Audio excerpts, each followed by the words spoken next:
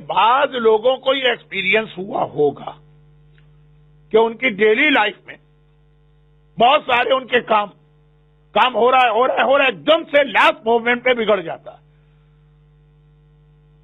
بلکہ شروع میں جب وہ اسٹارٹ کرتے ہیں تو ان کو ایسا لگتا ہے کہ اس کا ریزلٹ تو بہت اچھا نکلے گا, لیکن آخر میں بہرحال اب میں انگلش کے چکر میں نہیں پڑھتا ہوں, کیونکہ آج تو سارا مجمع ان بزرگوں کا جو اردو بھی جانتے ہیں, گجراتی بھی جانتے ہیں, اور میری مجلس بھی بہت ہی سمپل ہوتی ہے, وہ سمجھ لیتے ہوں گے, تو میں زیادہ ٹائم نہیں لگاتا ہوں. آخر میں کام بگڑ جاتا.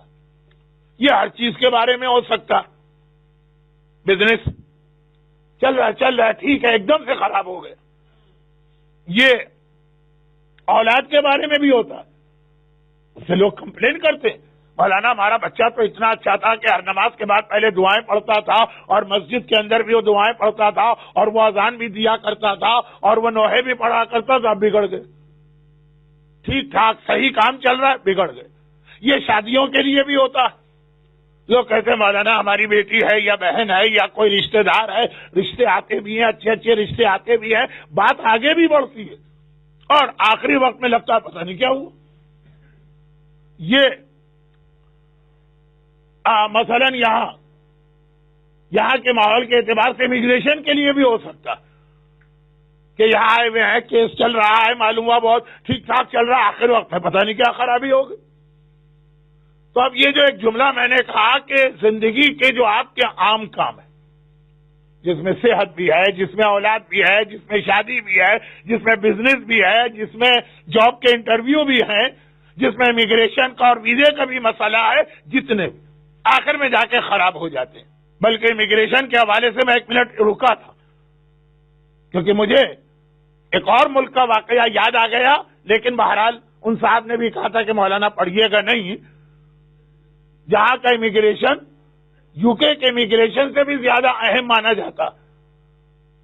ایک دم کیس خراب ہو گیا اور ان کو ریجیکٹ کر دیا, اور ان کو کہیں سے یہ میری مجلس یاد آ گئی تھی, انہوں نے اس مجلس پہ عمل کیا. نیکسٹ ویک امیگریشن آفیسر کا فون آیا کہ وہ غلطی ہو گئی تھی, آپ کی فائل جو ہے نا وہ دوبارہ کھل گئی, آ جائیے, اور ان کو ویزا لگ گیا. واقعہ بہت مختصر کر رہا. وہ صاحب بھی کہہ رہے تھے کہ مولانا اس کو زیادہ ہائی لائٹ نہ کیجیے گا, لیکن ایسا بھی میرے سامنے ایک مومن نے گواہی دی, اور وہ ہے 2 عمل. بس یہ بات ختم ہو رہی ہے, اس لیے کہ تقریباً 1/3 سے زیادہ مجلس کا ٹائم گزر چکا ہے. لیکن قرآن کریم میں ایک سورہ ہے علم نشرح,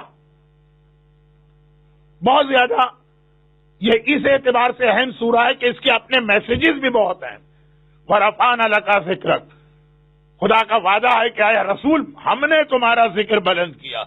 دنیا لاکھ پٹاتی رہے, توہین رسول کرتی رہے, پیغمبر کے خلاف جو کچھ بھی کارٹون بنائے جاتے رہے, موویز بنائی جاتی رہے, رفعنا لک ذکرک. اس کی آخری آیت میں مولا کی ولایت اور غدیر قوم کا اعلان. اسٹارٹ ہے رسالت سے, اختتام ہے امامت پر, اور اس میں کئی اہم میسیجز. لیکن وہی بات کہ میں نے آج خود اپنے آپ پہ ایک پابندی یا ریسٹرکشن لگائی ہے کہ صرف ٹو دا پوائنٹ دعا بتاؤں گا, تفصیل میں نہیں جاؤں گا. یہ سورہ علم نشرح ڈیلی فجر کے بعد 11 مرتبہ پڑھنا,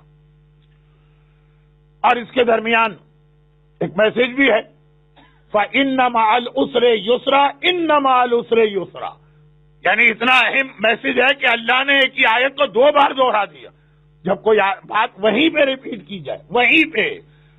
سورہ رحمان میں فَبِأَيِّ آلَاءِ رَبِّكُمَا تُكَذِّبَانِ بہت ریپیٹ ہوا ہوگا.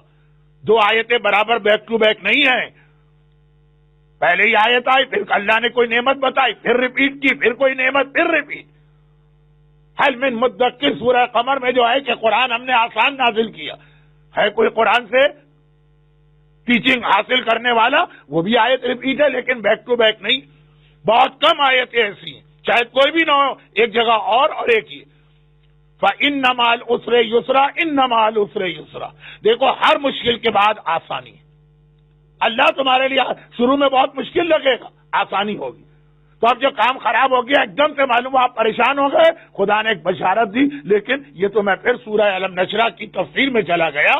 بہت ہی مختصر 11 ٹائمز ڈیلی فجر کی نماز کے بعد جب ایسا پرابلم ہو برحمتك يا أرحم الراحمين وصلى الله على محمد وآله